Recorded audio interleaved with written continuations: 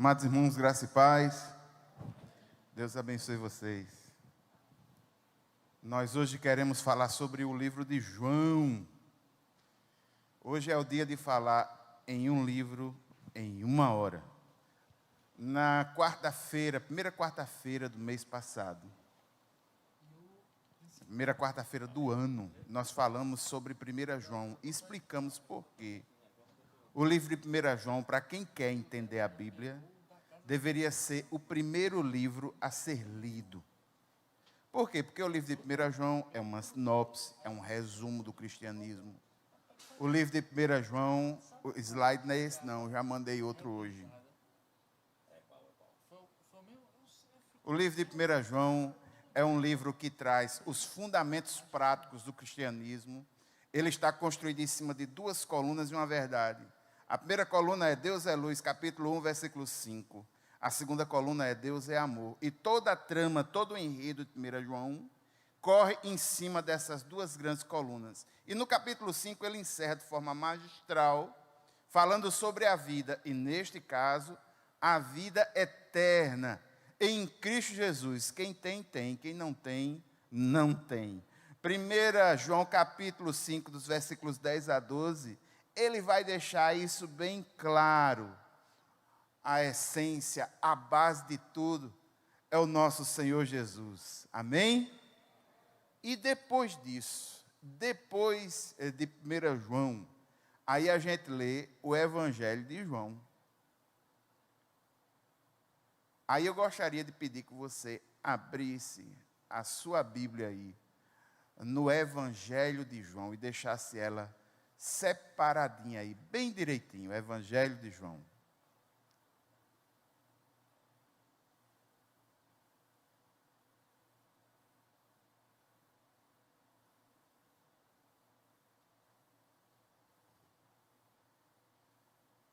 Pronto, você abriu aí, João? João Evangelho, que tem a carta tem 1 João lá no final, e tem João Evangelho. Amém. Deixa ela aberta aí que nós vamos passear nesse livro. Amém? Antes, porém, por que ler o Evangelho de João? Irmãos, por uma questão simples.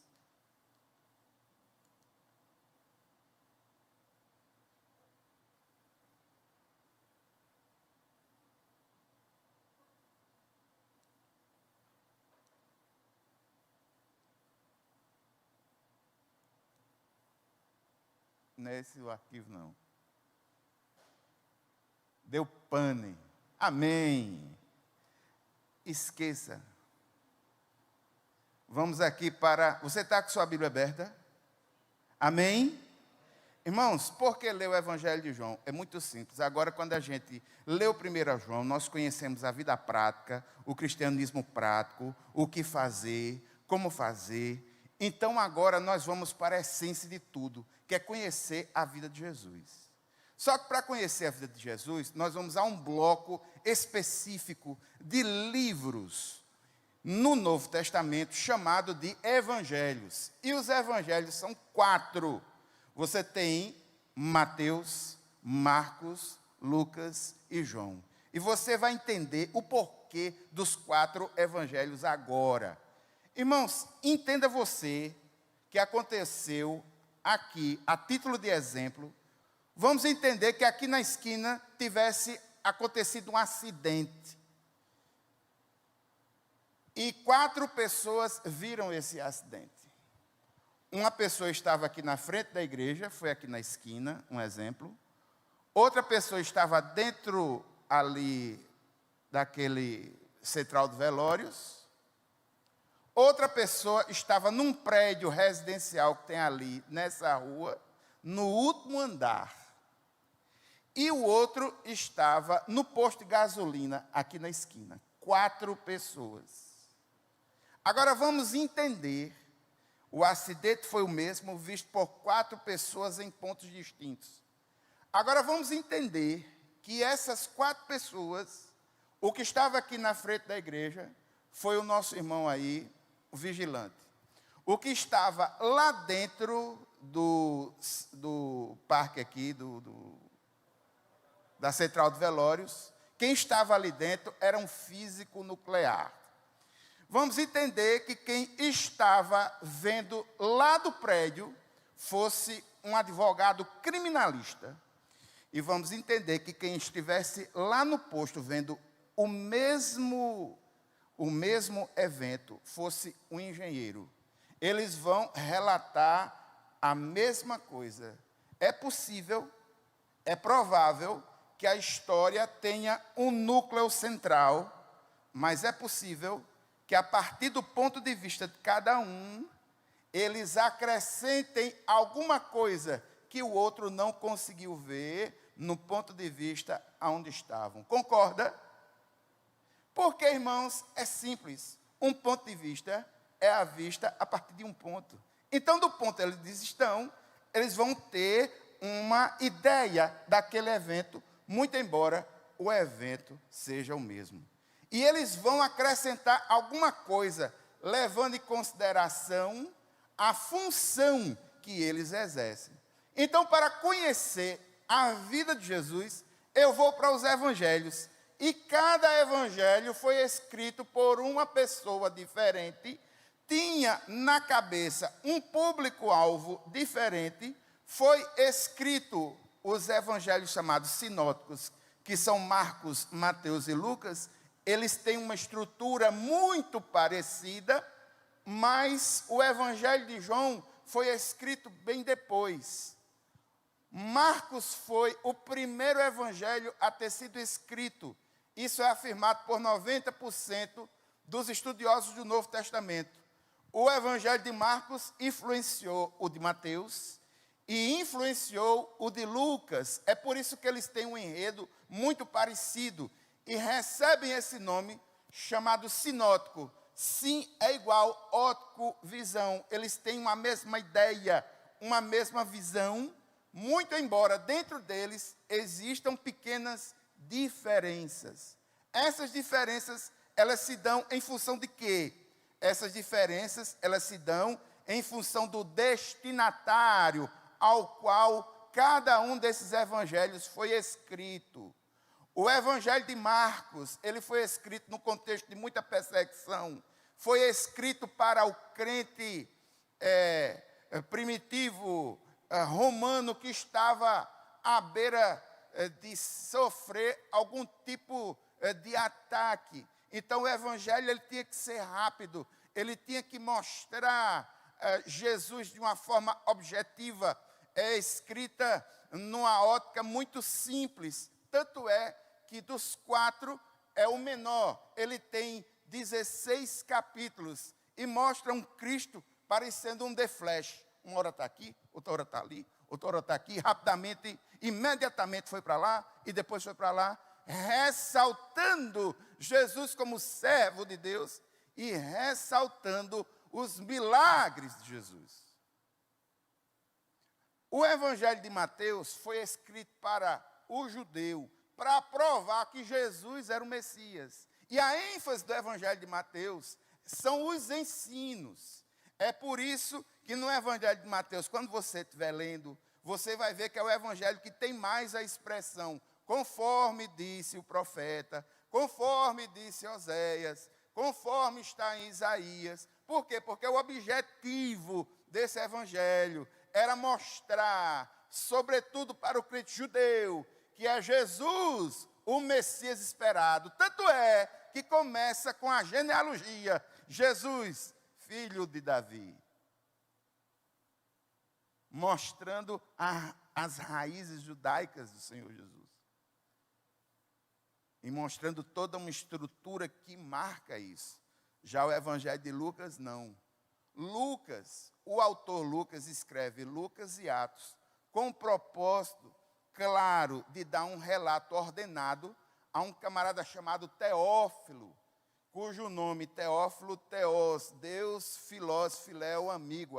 A ideia é aquele que é amigo de Deus. Muito provavelmente um mecenas, alguém que contratou para ter um relato ordenado, organizado. É o que diz Lucas no capítulo 1, dos versículos 1 a 4.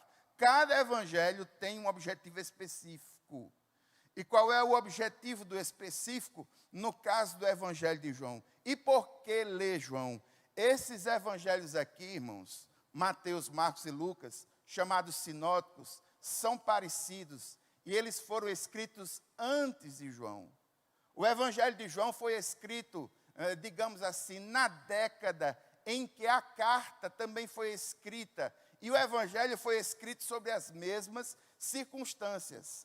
É possível ler esse relato, ou no caso, para quem vai estudar a Bíblia e vai estudar os Evangelhos, o primeiro caminho seria ler Marcos, depois ler Mateus e depois ler Lucas e Atos, nessa ordem. E o segundo caminho seria ler o Evangelho de João primeiro e depois retornar para esse bloco de livros. Você tem duas opções. Nesse caso, a opção melhor para quem é novo convertido seria ler logo o Evangelho de João, assim que termina 1 João. Por quê, pastor? Por uma questão muito simples. Em primeiro lugar, 90% do relato de João só tem em João, não tem nos outros. Ou seja, tanto faz você deixar para ler João depois que lê Mateus, Marcos e Lucas, como ler antes. Porque 90% do relato de João só tem nele mesmo. Os fatos do ministério de Jesus na Judéia e em Jerusalém, que não se acham nos sinóticos, estão nesse evangelho. Quando João escreveu, João escreve de forma complementar, escreve de forma a suprir, digamos assim, alguns pontos que não se encaixam nos sinóticos. Segunda coisa, é um evangelho que é mais profundo, é um evangelho que é filosófico, é um evangelho que é intimista. Irmão, se você lê o evangelho numa atitude de oração, tem certos momentos que a nossa alma chega a se quebranta. Quando a gente lê, por exemplo, João 14, não se turbe o vosso coração, crede em Deus, crede também em mim. Meu irmão, quando a gente lê isso numa atitude de oração, eu li isso várias vezes, a vontade de chorar é quase que inevitável. É o evangelho que, do mesmo jeito da carta, ele tem um espírito apologético, ou seja, de defesa da fé, e tem um espírito polemista, de defesa do cristianismo para aqueles que estão na igreja. E aí o combate é o gnosticismo, é uma coisa que nessa época era combatida, chamada de serentismo, que era a negação de que Jesus era plenamente humano. Então, em 1 João e no Evangelho, a gente vê João relatando aspectos da humanidade de Jesus. E é nele que se encontra o menor versículo, Jesus chorou, mostrando essa humanidade. Aí aqui, o Evangelho que mostra Jesus como o Filho eterno de Deus. Aí aqui, irmãos, uma observação. Quando os relatos do Novo Testamento dizem Jesus como Filho de Deus, a ideia não é a da geração ou da emanação. A ideia é a de composição, natureza. Quando se diz que Jesus é Filho de Deus, é porque Jesus tem a mesma natureza do Pai. É essa a ideia que precisa ser teologicamente ressaltada. E seguindo, irmãos, por que ler João? Porque é um evangelho de atitude. Cerca de 98 e alguns até mesmo 100 vezes a gente vai ver a palavra crer. Por quê? Porque no evangelho de João, o objetivo é construir um campo para o leitor, onde o leitor se posicione diante de Jesus Cristo. Quem está diante de Jesus, ou ele aceita, ou ele rejeita. É assim que o evangelho encara. Crer equivale a receber a Cristo. A vida eterna e a verdade são conceitos-chave no Evangelho de João, e é o Evangelho dos encontros. É por isso, irmãos, que dos 4 evangelhos, esse evangelho, geralmente, ele é impresso, às vezes até separado, para dar como se fosse uma espécie de folheto. Eu não sei se os irmãos já receberam um folheto mais gordinho, com todo o evangelho de João escrito. Por quê? Porque é um evangelho extremamente evangelista. Tem 27 encontros relatados ali. E alguns desses encontros, alguns desses principais, trazem verdades espirituais profundas. E é difícil uma pessoa não ser contagiada por esses encontros. Ele delineia aspectos importantes do Espírito Santo, sobretudo no capítulo 16 do Evangelho de João, você vai ver que lá traz traços fundamentais sobre o Espírito Santo. Foi feito por João, o destinatário, cristãos não judeus e céticos, influenciados por filosofias gregas populares, aqui o gnosticismo que influenciou 1 João, no combate ao gnosticismo, a gente vê essa mesma ideia aqui no Evangelho. Filosofias gregas populares que reivindicavam que Jesus era divino, mas não era verdadeiramente humano. Ele data entre 85 a 95 a sua composição. Foi escrito depois da destruição de Jerusalém, que foi em 70, antes de o apóstolo João ir para o exílio em Patmos, porque foi em Patmos que João escreveu Apocalipse. Mas antes disso, antes desse exílio, ele escreve a carta, ele escreve o Evangelho. Apesar de ter algum tipo de ordenação cronológica, que são as Páscoas, é o Evangelho que traz as 3 Páscoas bem colocadas, fazendo com que os estudiosos entendam que o ministério de Jesus se deu ao longo de 3 anos, é o Evangelho que traz essa informação, se propõe mais como um livro de meditação a respeito da morte de Cristo, uma realidade presente nesse início de texto. Esse é o contexto histórico, é o mesmo contexto histórico de 1 João, não vou falar sobre isso, porque é a mesma coisa, é redundante. Qual é o tema? Qual é o propósito? O apóstolo João alistou e organizou o conteúdo seleto da vida de Cristo, incluindo sinais miraculosos, um prólogo teológico e um bom número de discursos de Jesus, com a finalidade de mostrar que Jesus não é apenas o Messias, mas é o Filho de Deus, o aspecto divino de Jesus. Crendo nele, crendo em Jesus, nós obtemos a vida eterna.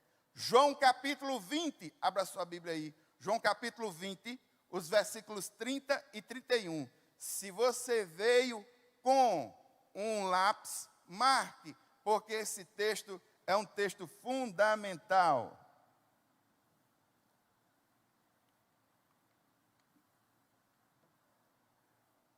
Capítulo 20, os versículos 30 e 31.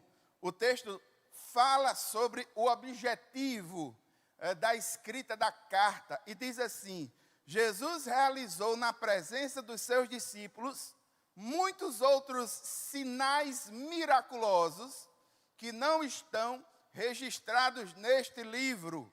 Versículo 31, mais importante. Mas estes, no caso, estes sinais, foram escritos nesse livro de João, para que vocês creiam que Jesus é o Cristo, o Filho de Deus, e crendo, tenham vida eterna em seu nome. Amém? Esse é o objetivo do Evangelho de João. O Evangelho é construído em cima de atingir esse objetivo específico. E aqui, irmãos, uma observação bem interessante que eu já vou fazer por dentro do culto. A igreja hoje lançou do Instagram um quiz, que é perguntas e você vai dando suas respostas às perguntas sobre o Evangelho de João. E de acordo com a Agnese, que faz o controle aí das redes sociais, a pergunta que as pessoas mais erraram foi, no final, qual o principal versículo do Evangelho, o que mostra o propósito. Aí, irmãos, eu botei umas pegadinhas lá. Botei João 3,16, porque Deus amou o mundo de tal maneira que deu seu Filho. Esse versículo, ele é o mais conhecido, mas ele não mostra o propósito da carta. Porque aí a intenção do autor, o autor está dizendo que ele registrou o que registrou para que a gente saiba que Jesus é o Cristo, o Filho de Deus, e nesse Cristo nós temos vida eterna. Coloquei outra pegadinha lá, João 14,6. Jesus, o caminho, a verdade e a vida. É muito importante, e realmente é. Jesus é o caminho, é a verdade, é a vida. Mas não mostra o propósito para o qual o Evangelho foi feito. Fala sobre Jesus. Coloquei outra pegadinha, João 8,32. Conhecereis a verdade, e a verdade vos libertará. Importante versículo, mas não mostra qual é a importância da carta de João. Quem mostra é esse daí. João nos diz que ele escreveu para que nós tivéssemos certeza de que Jesus não é um mito, de que Jesus não é uma lenda, não é um conto da carochinha, não, meu irmão. Ele realmente é Deus encarnado, executou milagres poderosos, ele fez coisas grandes, ele trouxe palavra de libertação a quem estava oprimido. É um Deus maravilhoso que realmente atingiu a história, mexeu na história, no tempo, no espaço. Ele interagiu com essa humanidade falida, levando a ela a esperança de que nele nós temos vida eterna. Esse é que é o fundamental, esse é o versículo principal.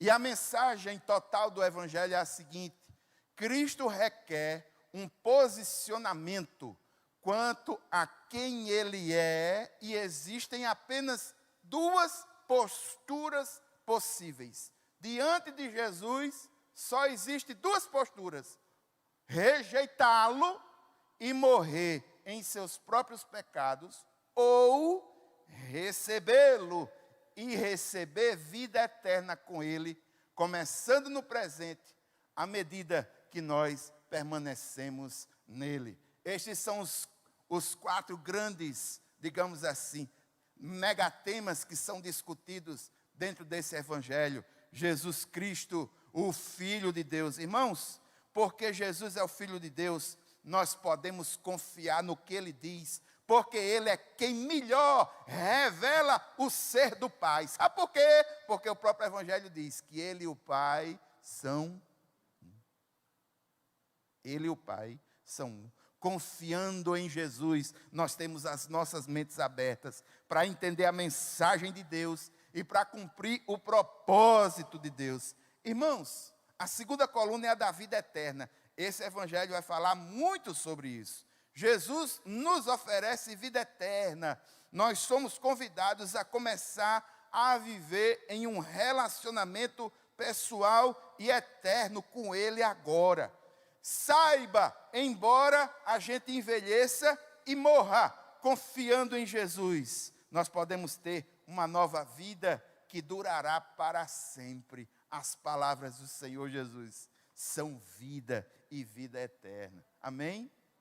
A terceira coluna é a coluna da fé. Só que aqui, irmãos, a ideia de fé é uma ideia de fé ativa. É confiança contínua em Jesus como Deus. Quando nós cremos nele, na sua vida, nas suas palavras, quando nós entendemos que ele morreu, mas ele venceu a morte, ele ressurgiu, nós somos purificados do pecado e recebemos poder do Espírito Santo para poder segui-lo. Nós somos peregrinos em terra estranha. E a quarta coluna, irmãos, o Espírito Santo.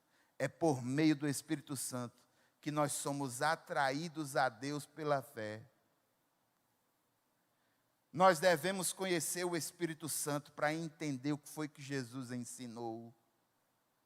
Nós experimentamos o amor, experimentamos a direção de Jesus, a partir do momento que a gente permite que o Espírito Santo vá trabalhando as mazelas do nosso ser, através das doces e poderosas palavras do Senhor Jesus.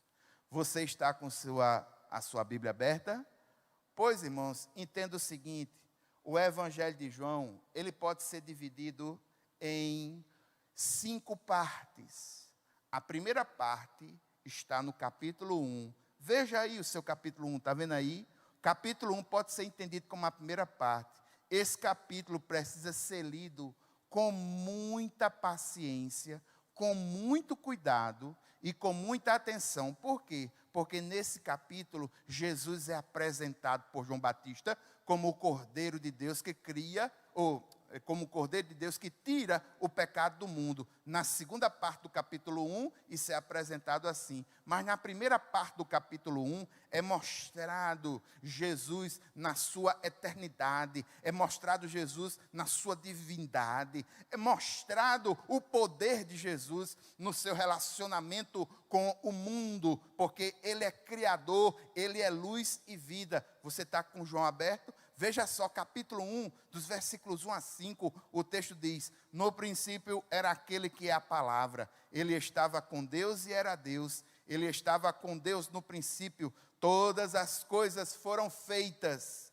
por intermédio dele, e sem ele, nada do que existe teria sido feito, e nele estava a vida, e esta era a luz dos homens. A luz brilha nas trevas, e as trevas não o derrotaram. Logo no início a gente vê, nos versículos 1 e 2, a eternidade de Jesus. O Logos eterno, a palavra eterna. Algumas Bíblias trazem, no princípio era o verbo. Por que é colocado como verbo, pastor? Porque a definição de verbo, o verbo é palavra que dá movimento. Verbo é palavra que cria ação.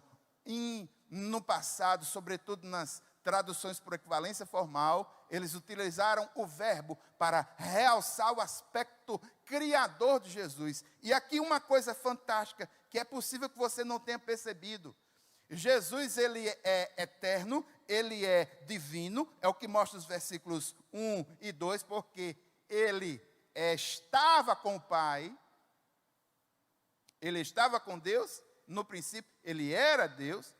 E nos versículos 3 e 4 fala sobre o poder criador de Jesus, juntamente com o Pai, criando todas as coisas. Olha o versículo 3. Pois todas as coisas foram feitas por intermédio dele. Dele quem? Do verbo. Quem é o verbo? A palavra. Quem é a palavra? A resposta. Quem é a resposta? É Jesus.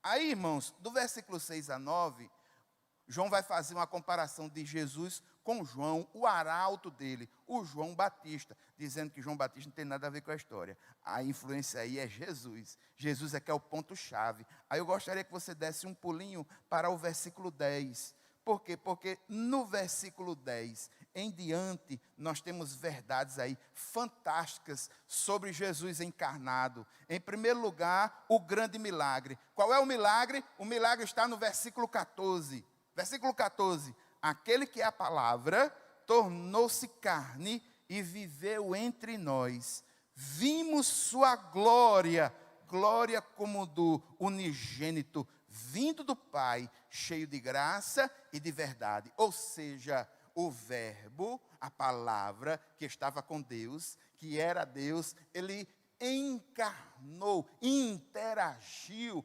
Esse é o grande milagre. Mas ele não interagiu sem propósito, ele interage com propósito. No capítulo 1, dos versículos 10 a 13, existe o propósito da interação. O texto diz, capítulo 1, a partir do versículo 10. Aquele que é a palavra estava no mundo, e o mundo foi feito por intermédio dele, mas o mundo não o reconheceu. Veio para o que era seu, mas os seus não o receberam. A coisa linda, versículos 12 e 13, porque no versículo 11 mostrou a rejeição, mas no versículo 12 e 13 mostra a aceitação. E o texto diz, Contudo, aos que receberam, aos que creram em seu nome, deu-lhes o direito de se tornarem filhos de Deus, os quais não nasceram por descendência natural, nem da vontade da carne, nem da vontade de homem algum, mas nasceram de Deus.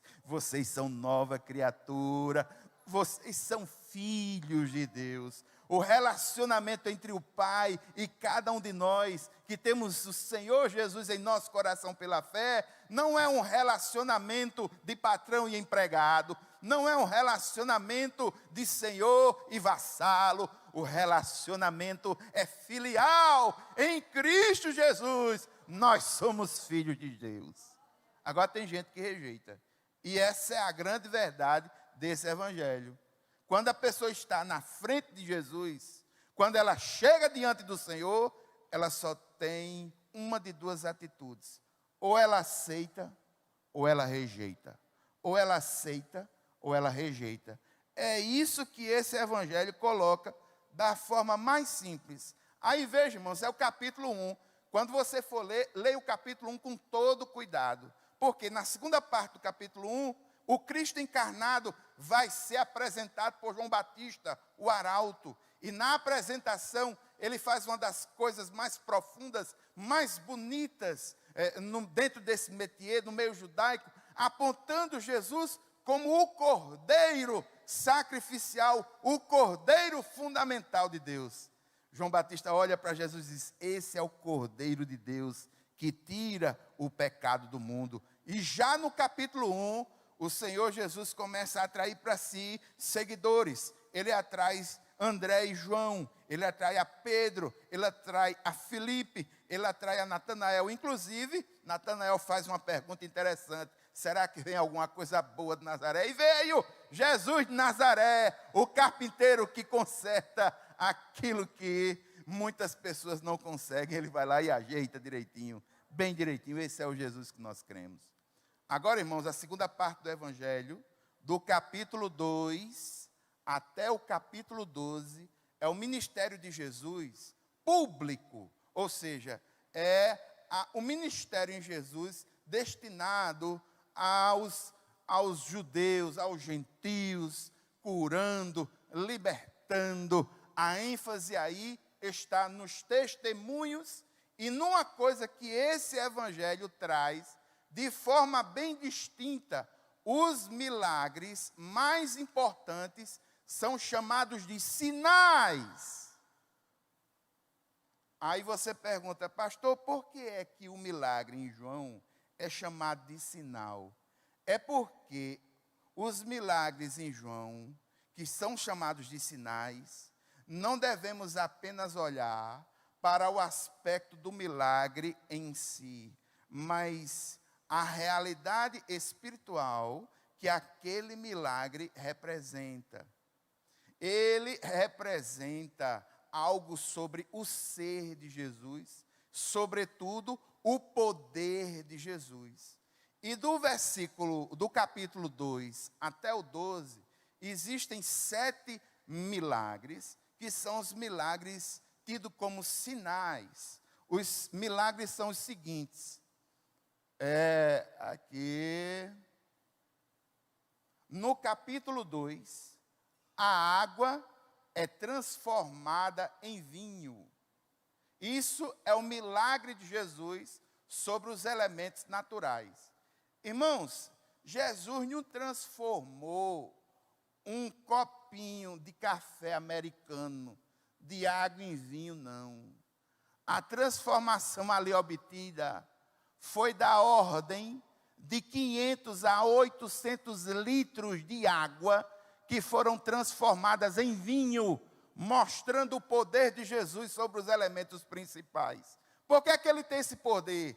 Porque ele criou todas as coisas juntamente com o Pai. O problema, irmãos, é que quando as pessoas leem os outros evangelhos, não mostra uma realidade que no evangelho de João é claro.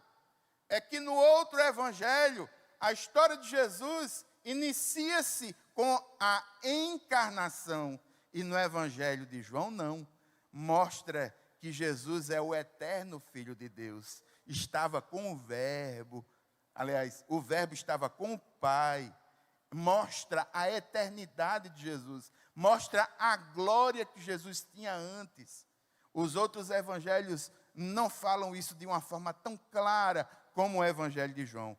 Aqui no evangelho de João a gente pode entender isso. No capítulo 4, o filho do oficial de Cafarnaum é curado. Como foi curado? Esse oficial vai até Jesus e relata o problema. E Jesus manda ele voltar. Pode voltar, que o menino já está curado. O poder de Jesus sobre a questão da distância. E aqui, irmãos, muitos milagres aconteceram que fazem com que a gente não tenha o direito de definir Jesus vai agir assim ou assado. Olhe, em um milagre, Jesus toca na pessoa e a pessoa é curada. Em outro milagre, Marcos capítulo 5, a mulher que tinha a hemorragia, ela botou na cabeça, se eu tocar em Jesus, eu vou ser curada. Foi o inverso. Em outro milagre, Jesus cospe no chão, faz um lodo, chega no cego, bota nos olhos dele, vai lavar no tanque de Siloé, que significa o enviado. Ele é curado. Em outro milagre, como é esse caso aí, Jesus não vai nem lá. Ou seja, irmãos, qual é o objetivo teológico de mostrar isso desse jeito? É que, meu irmão, não existe uma única forma do Senhor Jesus trabalhar e operar. Ele trabalha de várias formas, inclusive utilizando a medicina, que muitas vezes muitos de nós não queremos utilizar. Ele tem várias formas. O jeito dele trabalhar é dele. Ele é que é o Todo-Poderoso. A cura do paralítico de Betesda, a alimentação dos 5.000, andando sobre o mar, a cura do homem cego, a ressurreição de Lázaro. Veja que existe uma ascensão de poder, mostrando o poder de Jesus sobre os elementos naturais, sobre a distância, sobre a doença, sobre a escassez, como foi o caso da alimentação, sobre as leis da natureza. Irmãos, eu tenho plena convicção que se qualquer um de nós formos a um lago, colocarmos os pés e começarmos a andar, a gente vai afundar. Eu com especialidade, com esse meu corpinho de bailarino espanhol, eu afundo logo no começo. Agora Jesus não, Jesus é poderoso. Ele vai além dessas leis que regulam o espaço, o tempo. Ele não está limitado nisso. É o eterno Filho de Deus, encarnado, é verdade, mas é o eterno Filho de Deus, plenamente divino, plenamente humano. Aí perceba, irmãos, que do capítulo 2 ao 12, existe uma escalada desses milagres, até chegar no ápice. Qual é o ápice desse milagre? É a ressurreição de Lázaro, no capítulo 11. Porque na cabeça de muitos tem esperança, tem solução para tudo, só não tem. E Paulo vai dizer em uma de suas cartas que a morte será o último inimigo. E aqui Jesus mostra que a morte já é derrotada no poder dele. Ele ressuscita Lázaro. Você está com o Evangelho de João aí aberto? Amém? Pode olhar, olhe para ele direitinho. Está vendo? Olha, no capítulo 2, os encontros, o capítulo 2, a gente vê aqui o quê? Jesus transforma água em vinho. Jesus expulsa os cambistas do templo. Uma informação que você não percebeu, eu tenho plena convicção, anos e anos. Você sabia que Jesus expulsou os cambistas do templo 2 vezes? Expulsou uma no começo do ministério e expulsou na semana da paixão. Ele fez isso 2 vezes. A semana da paixão é relatada nos sinóticos, mas no início do ministério público é relatado só em João. Então ele fez isso 2 vezes. Não é à toa, irmãos, que Jesus foi muito perseguido. Capítulo 2. E aqui, uma coisa interessante. Você está com o capítulo 2 aberto? Veja o que é que está escrito no capítulo 2, no último versículo, aliás, no versículo 11 do capítulo 2.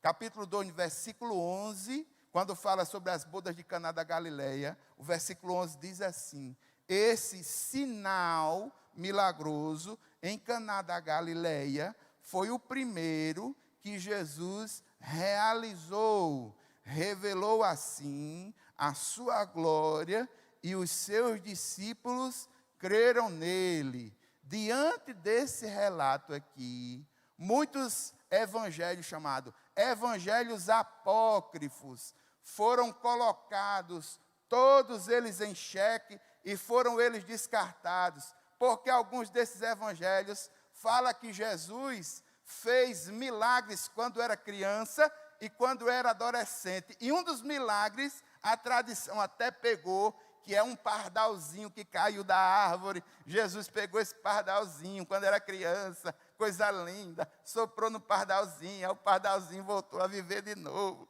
Aí ele soltou o pardalzinho. É bonito, irmão, só é mentira.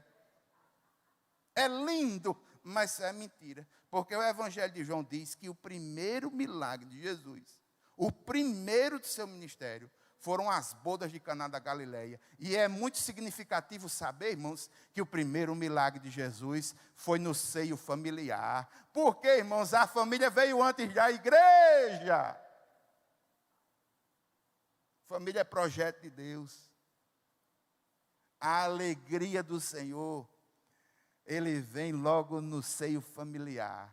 Feliz é o lar que recebe o Senhor Jesus. É um lar alegre e bem consolidado. Você está com o capítulo 2 aberto? Aí veja no capítulo 3, irmãos, o encontro teologicamente um dos mais fantásticos desse evangelho, que é o encontro de Jesus com Nicodemos. Olha as pérolas que nós temos no capítulo 3, coisa linda. Jesus explica o plano da salvação. Jesus identifica as credenciais de Nicodemos. Jesus vê que Nicodemos tinha dificuldades. E ele dá uma ordem a Nicodemos, capítulo 3, versículo 3. Em resposta, Jesus já diz logo a Nicodemos. Nicodemos foi ver Jesus de noite, cheio de dúvida. Aí Jesus diz: olha, Nicodemos, diga a verdade. Ninguém pode ver o reino de Deus se não nascer de novo. Uma coisa é certa, irmãos. Eu não sei dizer se lá no reino, com o Pai, na consolidação, se vai ter muitos assembleanos, se vai ter muitos batistas, se vai ter muitos presbiterianos, se vai ter muitos congregacionais metodistas. Eu não sei dizer. Eu sei dizer que no inferno vai ter também. No inferno vai ter muito batista, vai ter muito presbiteriano, vai ter muito congregacional, vai ter muito assembleiano, vai ter muito metodista. Sabe por quê? Porque tem gente que pensa que é a religiosidade que salva, mas não é a religiosidade que salva. Quem salva é Jesus, a vida eterna está em Jesus. E para entrar no reino tem que ser nova criatura.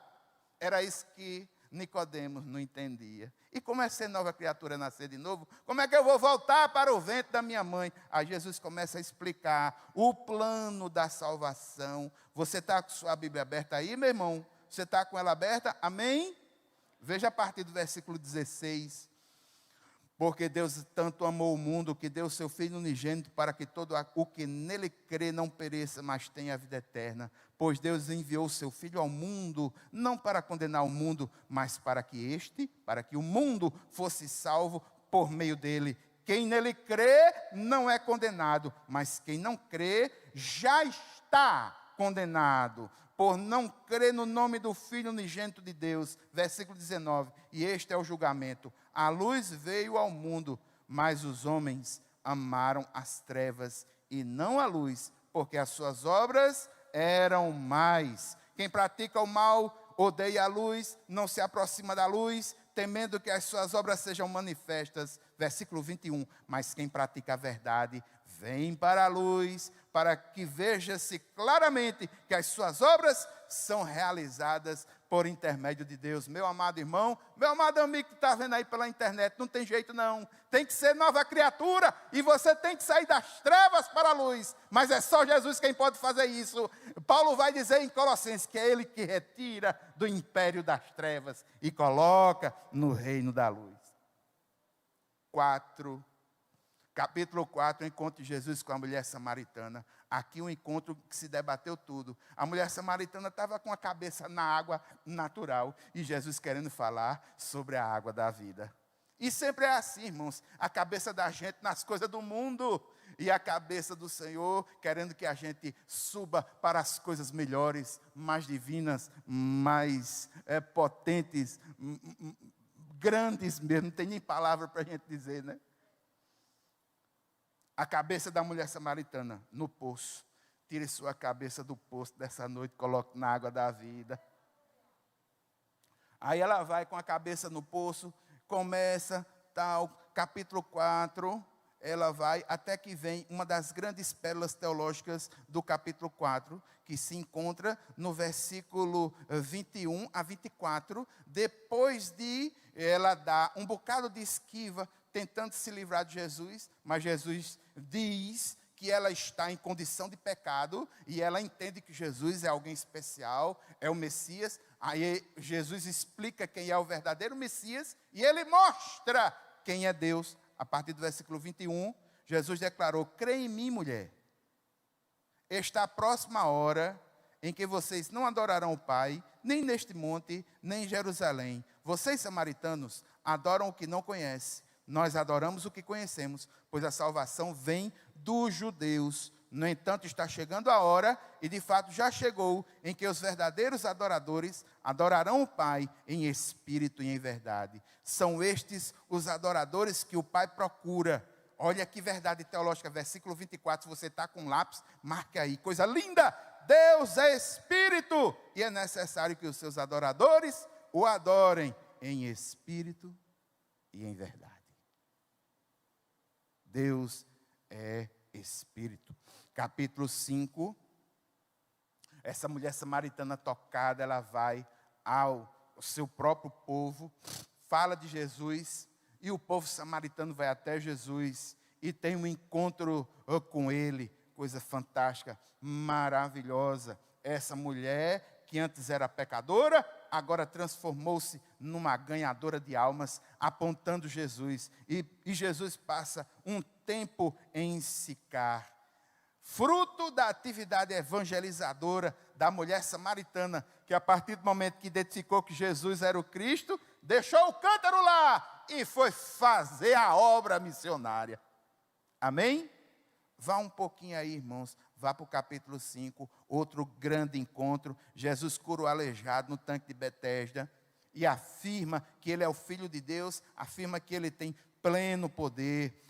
Um milagre ao lado do tanque de Betesda. O aleijado e o Messias têm um encontro. Aí dos versículos 1 a 9, a gente vê esse encontro. O aleijado depois recebe algumas críticas de pessoas que não compreenderam, mas por último, o aleijado tem novamente um outro encontro com Jesus, e Jesus confirma a fé dele. Você está com sua Bíblia aberta? Capítulo 5, versículo 14. Mais tarde, Jesus o encontrou no templo e lhe disse: olhe, você está curado, não volte a pecar, para que algo pior não aconteça a você. O homem foi contar aos judeus que fora Jesus quem o tinha curado. E aqui uma coisa muito importante, meu irmão. Eu sei que as curas das doenças, elas são muito importantes. É verdade. Quando um milagre ele é discernido, a pessoa se beneficia do milagre, de uma cura, um exemplo. Mas quando ela consegue discernir espiritualmente o milagre que recebeu, é melhor ainda. Aí Jesus está dizendo aqui a esse camarada: olha, tenha cuidado, você recebeu uma cura no seu corpo, mas entenda, pior é ser um aleijado de alma, mas eu sou o carpinteiro de Nazaré, eu conserto.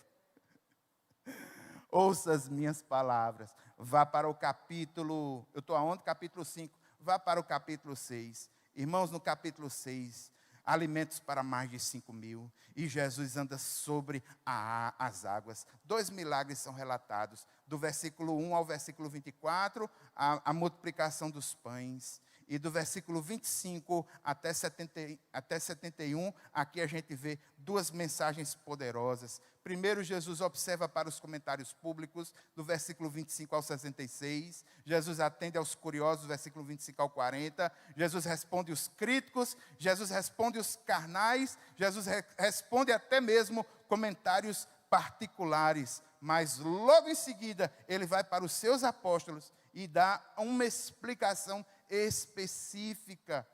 No capítulo 6, nós conseguimos ver tudo isso. Agora, irmãos, o ensino de Jesus, ele era um ensino que não era um ensino simples. Jesus, quando ensinava, ele ia no fundo, ele ia dentro, ele ia no âmago, ele ia no X da questão. E esse ensino não foi bem recebido por todo mundo, não.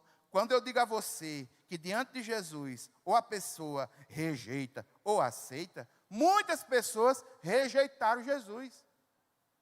Você está com sua Bíblia aberta aí? Capítulo 6, a partir do versículo 64, veja o que diz. Contudo, há alguns de vocês que não creem, pois Jesus sabia, desde o princípio, quais deles não criam e quem o iria trair, e prosseguiram. É por isso que eu disse a vocês que ninguém pode vir a mim, a não ser que isto lhe seja dado pelo Pai. Daquela hora em diante, muitos dos seus discípulos voltaram atrás e deixaram de segui-lo. Está vendo aí? Não é todo mundo que aceita, não. Tem gente que rejeita. Tem gente que não pega. Muita gente voltou aí, retornou. Isso aqui não dá para mim, não. Voltou. O ensino era profundo. A entrega tem que ser total. Fazer de conta, meu irmão, não tem graça nenhuma. E essa rejeição, irmãos, essa rejeição, ela não se dava só entre os gentios, entre os discípulos, não. Essa rejeição era a partir de sua própria família. Você está com aí João aberto? Veja aí capítulo 7, versículo 5, versículos 4 e 5. Ninguém que deseja ser reconhecido publicamente age em segredo. Visto que você está fazendo estas coisas, mostre-se ao mundo. Versículo 5. Pois nem os seus irmãos criam nele. Os irmãos de Jesus não acreditavam nele. É o que a Bíblia diz. Sabe quando é que vão acreditar, irmãos? Vão acreditar quando veem ele ressurreto. Aí, quando veem ressurreto, aí a ficha cai ao ponto de um de seus irmãos ser um dos principais líderes da igreja primitiva, Tiago. Irmão, no livro de Lucas, no capítulo 22, no versículo 31, 32, 33, Jesus dizendo a Pedro, Pedro, Satanás quis pegar a sua vida, cirandar com ela assim como um trigo. Mas eu orei por você, Pedro. Tu, quando te converteres... Agora, irmão, só tem um problema. O livro de Lucas tem 24 capítulos. A gente está no capítulo 22, do meio para o fim do capítulo 22. Pedro andou com Jesus esse capítulo todo e ele não está convertido. Porque a conversão, irmãos, é algo que vem do Senhor, é dádiva de Deus. Não temos como entender aspectos profundos disso. Mas aqui há uma realidade. Nesses encontros, Jesus ele é tanto aceito como ele é rejeitado. Amém? Vá mais para frente. Veja versículo 8, capítulo 8. Jesus defende a mulher adúltera. Jesus chama a si mesmo como luz do mundo. Capítulo 9, vá para frente. No capítulo 9, Jesus cura um cego de nascença. E o cego de nascença, depois que é curado, ele dá testemunho a várias pessoas. Antigamente eu era cego, mas agora eu vejo. Quem foi que fez isso? Jesus. Aí vai no capítulo 10, Jesus mostra-se como o bom pastor. A sua mensagem, a metáfora, ele como pastor, o significado, as visões. Mas só que aqui a gente ainda vê que mesmo assim judeus intentam matar Jesus. Dos versículos 22 até 39. Você está com o capítulo 10 aberto? Capítulo 10, versículo 22. Celebrava-se a festa da dedicação em Jerusalém. Era inverno. E Jesus estava no templo caminhando pelo pórtico de Salomão. Os judeus reuniram-se ao redor dele e perguntaram: até quando nos deixará em suspense? Se você é o Cristo, diga abertamente. Aí a resposta de Jesus: eu já lhes disse, mas vocês não creem. As obras que eu realizo em nome de meu Pai falam por mim, mas vocês não creem, porque vocês não são minhas ovelhas. As minhas ovelhas ouvem a minha voz, e eu as conheço, e elas me seguem. Eu lhes dou a vida eterna, e elas jamais perecerão. Ninguém as poderá arrancar da minha mão. Meu Pai que me deu é maior do que todos. Ninguém as pode arrancar de minha mão. Eu e o Pai somos um. Meu irmão, essa é a grande verdade. Você foi resgatado em Deus por Cristo Jesus. Você está em mãos poderosas. São mãos que ninguém tem como tirar. É mão de poder. É o Senhor quem te segura. É o Senhor quem te sustenta. Vamos mais para frente. Versículo 11 é o ápice. O capítulo 11 é o ápice. É justamente ali a ressurreição de Lázaro. Lázaro havia morrido. Todos já conhecem essa história. A enfermidade. Jesus estava próximo. Estava pertinho. Mas Jesus demorou para não fazer as coisas no tempo dele, mas fazer as coisas no tempo do Pai, entendendo que ele e o Pai são um. E essa morte era para a glória de Deus. Esse Lázaro morreu, ele foi sepultado, a sua família estava triste, havia dor. A dor é tão grande que a maior parte do relato no capítulo 11 é sobre a dor da perda de Lázaro. Agora você está com a Bíblia aberta? Veja capítulo 11, versículo 38. Jesus outra vez profundamente comovido foi ao sepulcro. Era uma gruta com uma pedra colocada à entrada. Tirem a pedra, disse ele. Aí Marta, irmã do morto, disse: Senhor, ele já cheira mal, já faz 4 dias. Disse Jesus: não falei que se você cresce, veria a glória de Deus? Então tiraram a pedra. Jesus olhou para cima e disse: Pai, eu te agradeço porque me ouviste. Eu sei que sempre me ouves, mas disse isso por causa do povo que está aqui, para que creia que tu me enviaste. Depois de dizer isso, Jesus bradou em alta voz: Lázaro, vem para fora. O morto saiu com as mãos e os pés envolvidos em faixas de linho e o rosto envolto no pano. Disse Jesus: tire as faixas dele e deixe ele ir. Gostaria que vocês prestassem atenção a 2 coisas aqui, bem interessantes desse pequeno relato. Jesus mandou tirar a pedra, era uma pedra muito grande. Jesus poderia, pela força do seu poder, ter mandado retirar essa pedra. E Jesus poderia, não só pela força do seu poder, mas ele mesmo ter ido lá e tirar as faixas. Mas sabe o que é, irmãos? Aquilo que a gente pode fazer, Deus não vai atuar. É simples de entender. Aquilo que a gente pode fazer, não clame a Deus pedindo: Senhor. Não, se você pode fazer, nem se preocupe, Deus não vai atuar. Tem certas coisas que são prerrogativas nossas. A prerrogativa do extraordinário, esse sim é com o Senhor Jesus. O que não podemos fazer, aí sim Ele pode. Amém? Segue o texto, irmãos. Encerrando aqui com o capítulo 12, uma mulher unge Jesus, já preparando para os momentos finais. No capítulo 12, a entrada triunfal de Jesus em Jerusalém. E encerra-se o capítulo 12, o chamado ministério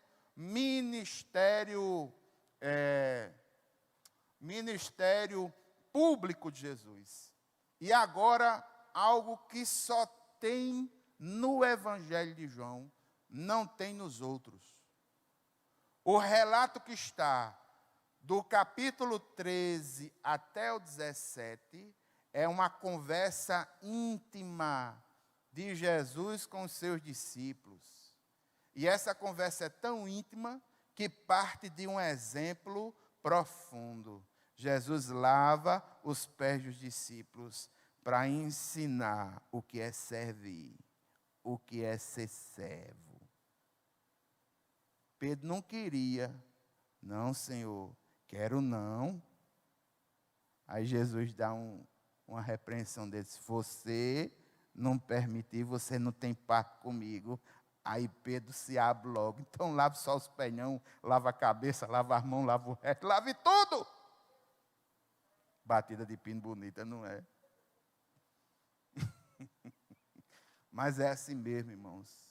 Jesus ensina o que é ser servo. Nesse ensinamento ele diz, olha, vocês não estão entendendo agora, mas mais para frente vocês vão entender. Aí ele começa a ensinar de forma íntima. Só existe neste evangelho, não existe nos sinóticos. Quando você estiver lendo o evangelho de João, preste muita atenção aos ensinamentos do capítulo 13 ao 17. No capítulo 13, Jesus lava os pés e Jesus fala sobre a traição pela qual ele haveria de passar. No capítulo 14, ele percebe que depois que ele falou da traição e do seu sofrimento, os discípulos ficaram um pouquinho tristes. Aí esse Jesus Todo-Poderoso é aquele que se importa com o nosso ser, se importa com cada um de nós, se importa com o que nós sentimos, e ele leva esperança ao coração dos discípulos. Capítulo 14, logo no início. Não se turbe o coração de vocês. Creiam em Deus, creiam também em mim. Na casa do meu pai há muitos aposentos. Se não fosse assim, eu teria dito a vocês, eu vou preparar um lugar. E quando eu for preparar o lugar, voltarei e os levarei para mim, para que vocês estejam onde eu estiver. Vocês conhecem o caminho para onde vou. Louvado seja o nome do Senhor. Irmãos, a gente luta tanto para ter uma casinha aqui nessa terra terrível, entre financiamento em 72 até 120 anos, sei lá quanto tempo, 120 meses. Louvado seja o nome do Senhor, para uma habitação que ela é temporária, porque a nossa habitação é eterna, o Senhor já providenciou. Capítulo 14 segue, Jesus falando intimamente. No capítulo 14, ele já fala, ele já promete sobre a questão do Espírito Santo, que haveria de estar com eles quando eles estivessem em dificuldades. No capítulo 15, Jesus fala aos discípulos sobre dar fruto, mostrando que ele é a videira verdadeira. Jesus fala sobre amar, falando aos discípulos que amor é a prioridade principal e que há uma prova. Você está com João aberto? João, capítulo 15, veja aí, dos versículos 9 até 12. Como o Pai me amou, assim eu os amei. Permaneçam no meu amor. Se vocês obedecerem aos meus mandamentos, permanecerão no meu amor, assim como tenho obedecido aos mandamentos de meu Pai, e em seu amor permaneço. Tenho dito essas palavras para que a minha alegria esteja com vocês e a alegria de vocês seja completa. Lembra muito 1 João. Está vendo como lembra 1 João? Versículo 12. O meu mandamento é este: amem-se uns aos outros como eu os amei. Ninguém tem maior amor do que aquele que dá a sua vida pelos seus amigos. Vocês serão meus amigos se fizerem o que ordeno. Já não chamo servos, porque o servo não sabe o que o Senhor faz. Em vez disso, eu os tenho chamado de amigos, porque tudo o que eu ouvi de meu Pai, eu tornei conhecido a vocês. Vocês não me escolheram, mas eu escolhi para irem e darem fruto, fruto que permaneça, a fim de que o Pai conceda a você o que pedirem em meu nome. Este é o meu mandamento. Aí ele reforça mais ainda: amem-se uns aos outros. Mas, irmãos, o mundo vai odiar os discípulos. O mundo vai odiar. E Jesus já deixa bem claro que esse ódio haveria de acontecer já no capítulo 15. No capítulo 16, a gente vê que Jesus prevê que o mundo vai rejeitar. A gente vê que Jesus descreve que eles vão precisar de ajuda. E qual é a ajuda que eles vão precisar a partir do momento que ele voltar para o céu? O Espírito Santo. Aí no capítulo 16, a partir do versículo 5, veja que maravilha. Agora que vou para aquele que me enviou, nenhum de vocês me pergunta, para onde vais? Porque falei dessas coisas, o coração de vocês se encheu de tristeza, mas eu afirmo que era para o bem de vocês que eu vou. Se eu não for, o conselheiro não virá para vocês, mas se eu for, eu enviarei. E ele foi e enviou. É o Espírito Santo quem testifica de Jesus do seu coração, meu irmão. A função principal do Espírito Santo é mostrar Jesus, o Deus encarnado. Aí no capítulo 17, encerrando essa reunião íntima, Jesus ora. E essa oração é dividida em 3 partes. Na primeira parte, ele ora por ele mesmo. Ele diz, Pai, glorifica o teu filho. O que era a glorificação no Evangelho de Lucas? É a morte e a ressurreição de Jesus. Jesus entendia como sendo a sua glorificação. E o Pai o honra. A segunda parte da oração, no capítulo 17, ele ora pelos discípulos. A frase mais forte é, Pai, eu não peço que os tire do mundo, eu peço que livre do mal. E é verdade, irmãos. Nós estamos num mundo terrível. Existem pessoas que se levantam para fazer o mal. E se não for a ação do Senhor em nossa vida, nós não estaremos plenamente protegidos. Mas no final, ele ora por toda a igreja. Jesus orou por mim, orou por você, Jesus orou por todos nós. E ele disse, olha, que coisa linda, Jesus orando por todos os crentes. A partir do versículo 20, minha oração não é só por eles, rogo também por aqueles que crerão em mim, por meio da mensagem deles, para que todos sejam um, Pai, como tu estás em mim e eu em ti, que eles estejam também em nós, para que o mundo creia que tu me enviaste. Dê-lhes a glória que me deste, para que sejam um, assim como nós somos um. Eu neles, tu em mim, que eles sejam levados à plena unidade, para que o mundo saiba que tu me enviaste e os amaste, como igualmente me amaste. Pai, eu quero que os que me deste estejam comigo e onde eu estou, e vejam a minha glória, a glória que me deste, porque me amaste antes da criação do mundo. Pai justo, embora o mundo não te conheça, eu te conheço, e estes sabem que me enviaste. Eu os fiz conhecer a teu nome, e continuarei a fazê-lo, a fim de que o amor que tens por mim, neles esteja, e eu neles esteja. Irmãos, que coisa linda. O amor que Jesus tem ao Pai, o amor do Filho pelo Pai, o amor do Pai pelo Filho, o amor do Filho pela igreja, o amor da igreja pelo Filho e o amor na igreja dos irmãos entre um e outro. Quando nós temos liberdade com Deus, nós somos capacitados a também amar os nossos irmãos. Fuja de toda expressão religiosa que diz que une você a Deus, mas que aborrece os irmãos ou que afasta os irmãos. Livre-se disso. Isso é terrível. A condição espiritual principal é amar a Deus sobre todas as coisas e amar o próximo como a si mesmo. Amém?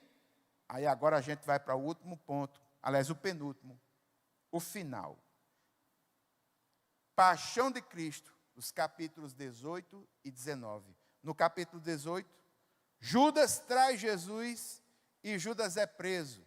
Dos versículos 1 a 11, os eventos no Getsêmani. Dos versículos 12 até 40, os eventos depois do Getsêmani. No capítulo 19, Pilatos condena Jesus à morte, Jesus é crucificado, Jesus morre, é sepultado. Aí temos os eventos que são antes da crucificação, toda a preparação, dos versículos 1 a 15, os eventos durante a crucificação, dos versículos 16 a 30, e os versículos depois da crucificação. O que foi que aconteceu depois da crucificação, no capítulo 19? o corpo de Jesus foi perfurado para saber se ele tinha realmente morrido. E o corpo de Jesus foi preparado e colocado num túmulo vazio. Os versículos 41 e 42. Aí o capítulo 20. No capítulo 20, a conclusão maravilhosa desse evangelho.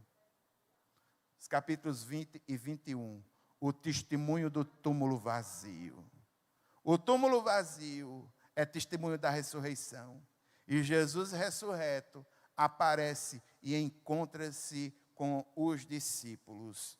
Capítulo 20, a gente vê que as mulheres vão ao túmulo lá e vê que o túmulo está vazio.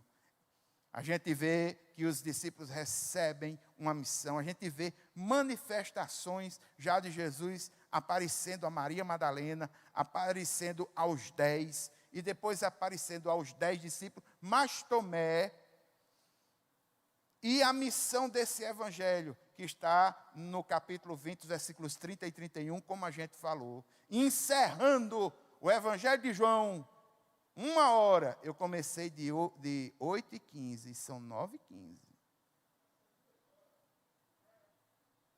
É um livro em 1 hora. Eu comecei de 8h15 e eu estou terminando de 9h15, que isso fique claro. Que fique claro. No capítulo 21, encerrando tudo, o Jesus ressurreto vai ao encontro dos seus discípulos no mar da Galileia. Os pescadores estão pescando peixe no mar. Coitado, meu Deus. Os versículos 1 a 3, Pedro chama todo mundo, vai pescar. Entrar no barco, passar a noite toda e não encontrar nada. Só que o pescador de almas, por excelência, ele vai na praia para encontrar os discípulos. Quando ele chega lá à beira-mar, primeiro o chamado, versículo 5. Ao amanhecer, Jesus estava na praia, mas os discípulos não reconheceram. E ele perguntou, filhos, vocês têm alguma coisa para comer? Jesus dormiu. Pergunta logo se tem alguma coisa para comer, né, Silvia?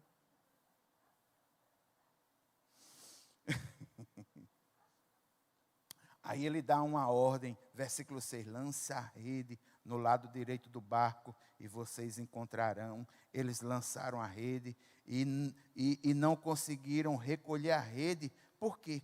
Por causa da quantidade de peixe que tinha na rede depois que Jesus mandou lançar. Ah, meu irmão, se o Senhor Jesus mandar você lançar a rede, pode ser o lugar mais inóspito, você pode ter trabalhado a noite todinha, mas se Ele mandar, lance que vai ter retorno, porque Ele pode. A compreensão veio, alguém entendeu, João entendeu, versículo 7, o discípulo que Jesus amava disse a Pedro, eita, é o Senhor. Aí Simão Pedro, ouvindo isso, vestiu a capa, pois havia tirado e lançou-se no mar. Aí o Senhor Jesus prepara aí o carvão, pega uns peixinhos, os peixes são contados, eles começam um processo de comunhão. Aí veja dos versículos 15 até 17. Depois de comer, Jesus perguntou a Simão Pedro, Simão, Simão, filho de João, você me ama mais do que estes? Disse ele, sim, Senhor, tu sabes que te amo. Jesus responde, cuide dos meus cordeiros. Versículo 16, novamente Jesus diz, Simão, Simão, filho de João, você me ama?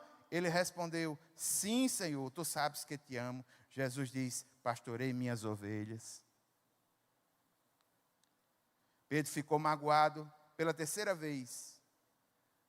Ele disse, Simão, filho de João, você me ama? Pedro ficou magoado por Jesus ter perguntado a terceira vez, você me ama? E disse, Senhor, tu sabes todas as coisas e sabes que te amo. Disse Jesus, novamente, cuide das minhas ovelhas. Irmãos, e esse evangelho maravilhoso termina com esse relato maravilhoso. O Pedro que havia negado Jesus precisava reconciliar-se com o Senhor. E eis a grande diferença entre Pedro e Judas. Eis a grande diferença entre arrependimento e remorso. Judas, depois que traiu Jesus, teve remorso, não esperou nenhuma ação do Senhor e correu logo para a morte, deu cabo da sua vida, matando-se, né, suicidando-se. Já Pedro, ele negou Jesus, mas ele não fugiu da presença. Ele ficou ali. E o próprio Jesus estabelece um relacionamento dizendo: Pedro, tu me amas. A cada tu me amas desse, acredito que Pedro ia lembrando de cada vez que ele ia negando. Negou no começo, no Porto de Salomão. Uma mulher disse: ei, você fala igual a eles, você é um deles. Eu não. E cada vez que Jesus ia dizendo: Pedro, tu me amas de verdade, Pedro, tu me amas, eu quero tu no meu trabalho, Pedro. Tu não tem virtude, não, a virtude que eu dou sou eu, Pedro. Eu estou aqui te resgatando, te estruturando. Pedro, tu me amas. Apacenta os meus cordeiros. Eu não sei quantos prestaram atenção a isso. Um cordeiro, irmãos, é uma ovelhinha pequenininha, novinha, primitiva, que vai começar ali. E o que é fantástico, irmãos, é que quando a igreja primitiva ela começa na perspectiva e vai sendo ampliada, e a primeira mensagem que é pregada é uma mensagem de Pedro. E quando Pedro prega, 3.000 almas se encontram com o Senhor Jesus e são batizados. Judas morreu de remorso. Pedro se arrependeu. Não é porque Pedro seja virtuoso. Não, irmãos, Pedro não é virtuoso, não. Pedro tirou uma espada para dar na cabeça de um soldado. Que eu sei como é que lida com isso. Eu sou de Santa Rita, a terra da faca, um povo diz. Ninguém que tira uma espada, tira para cortar pedaço de orelha, não. Pedaço de orelha a gente corta com canivete, bem pequenininho. Quem tira espada, tira para dar na cabeça, é para tirar tudo. Malco, o soldado, é que foi muito bom, se livrou e só pegou na orelha. Pedro, impulsivo, negou Jesus, sempre fazendo pergunta.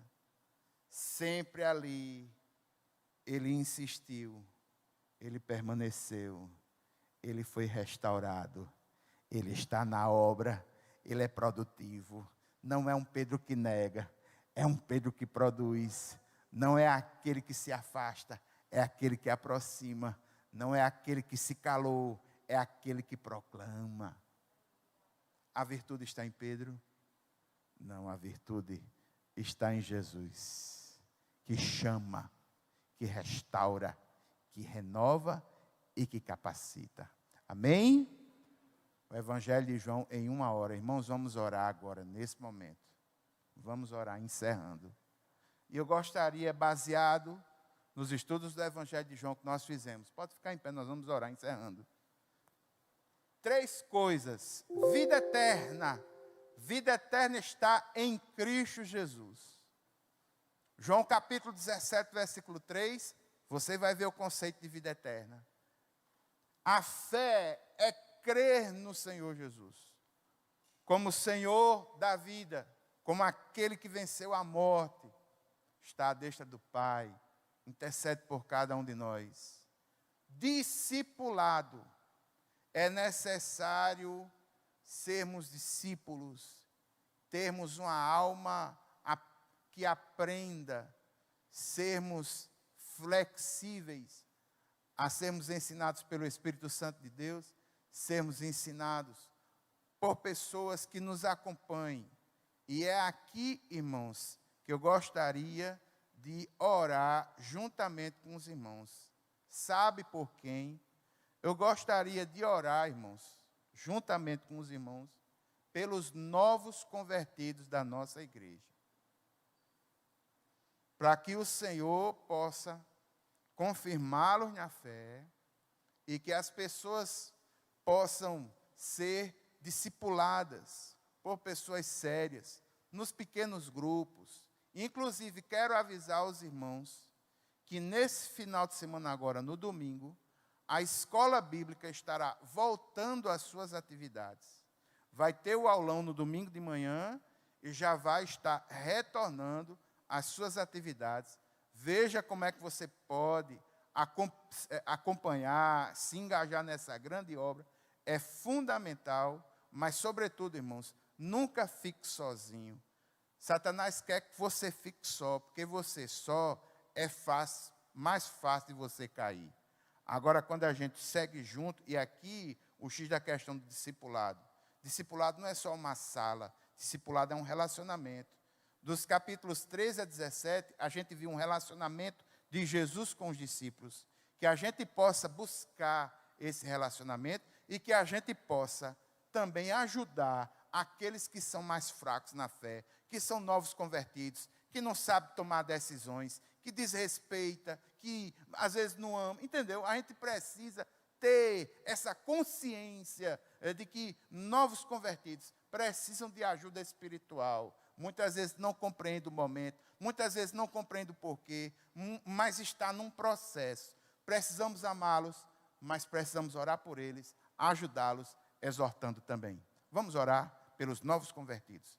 Pai eterno e santo, Deus poderoso, nesse momento, Senhor, nós colocamos diante de Ti, Pai, sobretudo aqueles que são novos convertidos, que são imaturos na fé. Meu Deus, meu Pai, eu quero te pedir, Senhor, que o Senhor levante pessoas, grupos, estruturas, sobretudo discipuladores. Quero interceder aqui, Senhor, pelos grupos familiares, pelas células. Quero interceder aqui, Senhor, pela escola bíblica. Quero interceder, Senhor, pelos ministérios, por aqueles que têm acompanhado outras pessoas na fé. Meu Senhor, coloco nas Tuas mãos aqueles que são novos convertidos e que estão ainda nesse processo de maturidade cristã. Senhor, em nome de Jesus, protege e que a fé possa se desenvolver, o amor possa se desenvolver, a maturidade possa se desenvolver, a vida eterna, a vivência do reino possa trazer essa consciência, possa trazer essa confiança. Meu Deus, meu Pai, eu clamo por cada filho Teu aqui no templo. Eu te peço, Deus, que o Senhor leve em paz para casa. Clamo pelos irmãos que estão vendo pela internet. Meu Deus, meu Pai, em nome de Jesus, sei com cada um deles. A graça do Senhor Jesus Cristo, o amor de Deus, a comunhão e as consolações do Espírito Santo seja sobre cada um de nós, hoje e sempre. Amém, amém. Gente, Deus abençoe vocês. Graça e paz e uma noite de sono bem restauradora. E que amanhã, quando as misericórdias do Senhor se renovarem sobre a vida de vocês, as forças de vocês também estejam renovadas. Deus abençoe vocês. Graça e paz.